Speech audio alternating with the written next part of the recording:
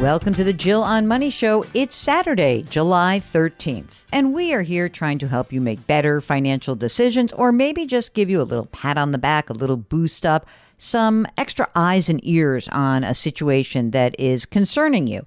If you've got a question, just go to our website, jillonmoney.com, click the Contact Us button, and let us know if you would like to join us on the air live. Just check that box. Mark does everything else because he's the best.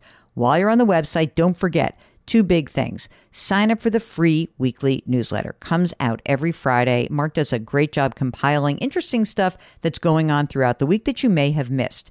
You can also subscribe to our service called Jill on Money Live. For $35, you have access to quarterly live webinars and lots of cool bonus video content. Our most recent webinar was a knockout with Heather Schreiber. She's a Social Security expert.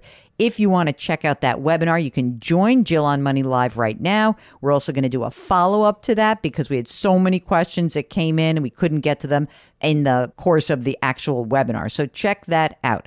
All right. And if you don't want to pay anything, maybe just check out our YouTube show. It's called Jill on Money, powered by The Compound.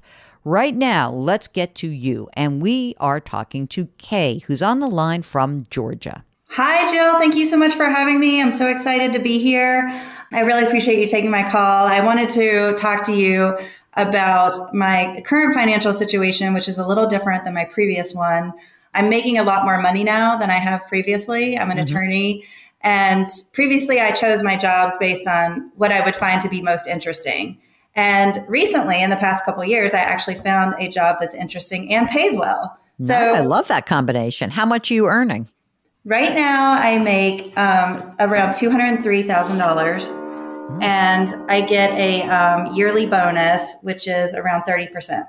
Wow. So you're making $200,000 plus 30%? Yeah. Holy smokes. That's great. Fantastic. I know. I'm so excited. Thank you. And that is a lot more than I've ever made previously. So I'm in celebration mode. That's great. Do you have a retirement plan through work that you're using? Yes. So I have a 401k. There's not a whole lot in it right now because I just started with this current employer.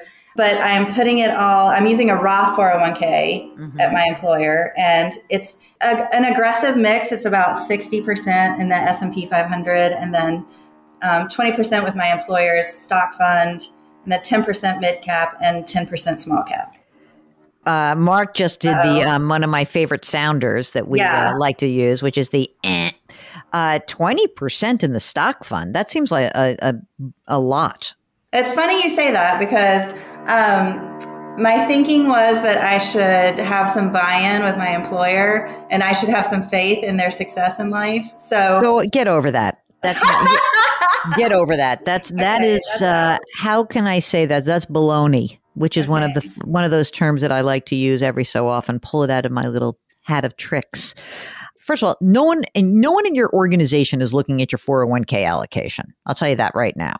Number two, you are already fully invested by doing a great job. And really just keep the stock fund to like 5%, maybe 10% at max. That's it. I mean, because there's no reason to do that. I mean, even if you are at the best company in the world, it just doesn't make a ton of sense. So if the company is killing it and making a lot of money and all of a sudden your 5% position swells up to 12%, then when you reallocate on your annual basis and you rebalance, you make sure you take the money out of the stock fund. But no, 20% is far too much in a single stock fund, even if it's the company you work for and you love them. Okay, got it. All right. I even wrote down the word baloney, so I got baloney.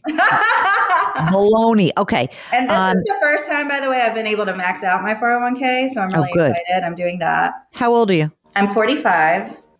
Divorced, no kids, except for the four-legged type. Oh, what kind of dog? Well, actually, I have a cat and a rabbit. A rabbit? Yes. Oh my God. Okay. She's adorable. All right. Well, send us pictures. We'll put it on the web. Do we have a rabbit? I was going to say, you definitely need a rabbit on the website. So Mark, do we have a rabbit on the website or not? I don't think we do. I'm going to make that happen. All right, good. All right. What else? What do you do? Right, so let's just talk a little bit. So you're just maxing out. How much? So when did you start this new job? Almost 2 years ago. So how much money's in the 401k right now? Right now, it's about $27,000. Okay, great. And what about other money that you have saved? Yeah. So previously I had a 401k from another employer, plus a SEP, plus a couple of pension buy-ins that were never going to come to fruition. Initially I had written in saying that I was contemplating engaging a wealth manager because I did have a wealth manager reach out to me who's sort of related to my employer. And I was wondering if that made sense to do that. The charge for the wealth manager is 1.2%. In the end, I did decide to engage the wealth manager for a couple reasons. One was because I really didn't want to have to do all those rollovers by myself. It seemed like a ton of work. So laziness was one factor. Another factor was I just needed a friend to talk to. So, my family, we don't have a ton of money. I don't have any resources to talk to about investing. And even when it came to allocating my 401k, I thought I knew what was best, but as you can see, I don't necessarily know a lot about it. So I really just wanted to have someone to be able to talk to. That might sound sad, but no. I get you. It's like it's a lot to take on. How much is in that rollover account now? The total is $280,000. Okay. And the allocation. So she basically created like 4 different brokerage accounts, and the 280 is split half in stocks. A little over half in stocks, and then 25% in ETFs and 25% in mutual funds.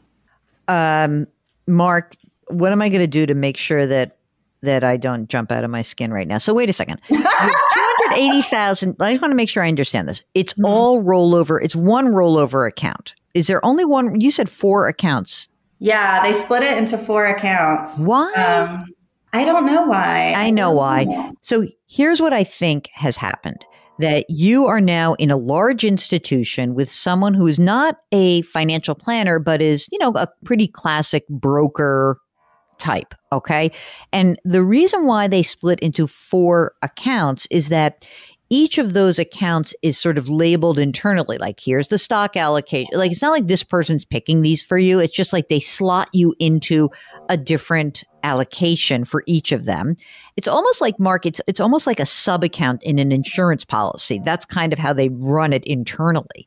Look, 1.2% is not that much money when you consider that it is $280,000. There's plenty of times I've looked at these kinds of accounts and they're like 2.5%. So it's, not horrible, but it's a little bit more than what you need. Now that all the rollover is done, I don't know how much you really want to talk to this person, but I'm going to suggest that you may consider something else. So in the rollover 4 accounts, let's just do this again. There's one that's ETFs, right? Yes. There's one that's stocks. Yes. Is one mutual funds? Yes. Okay.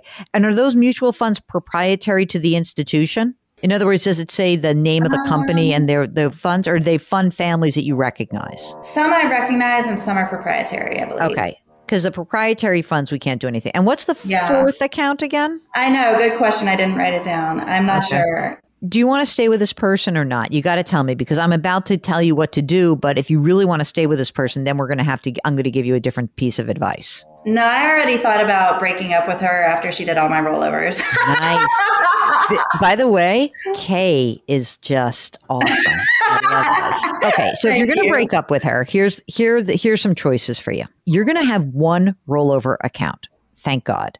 I am going to suggest to you that you seek advice, not so much with this human being, because now, like, you're divorced, everything's good, you can talk to someone else. But there are many places you can go. For example, you've heard of a company called Vanguard or Charles Schwab, and they have portfolio management systems that are also aligned with a financial advisor. They have like minimums of like 50 grand or 25 grand. It's not that much. Or Betterment, which is, I think, a minimum of 100 grand. But anyway, if you go to Vanguard or Schwab, you should check it out. You can move all of the account into one rollover account.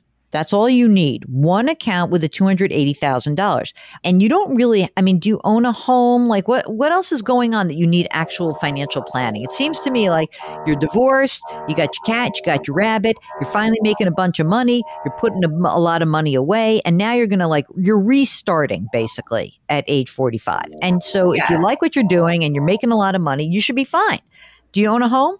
I own 2 homes. Oh, not one, but 2. Yep. Let's talk about the primary first. Okay. So the primary, At the time it was 408, and now the value in this area is really growing. So it's valued at 460 right now. Okay. But, basically fully mortgaged at this point. I think I owe like 380. 380, what's the rate? 2.875. Ooh, is it a 30-year? Yes. Great. Fantastic. Okay. Now, second property, what is that? Second property is the one I used to live in previously that I'm sentimentally attached to. I bought it about 10 years ago for around 190, but it's valued right now at 325. And I will say, my sister's in it right now. She's using it while her house gets renovated. And then I'm going to have to decide what to do with the house.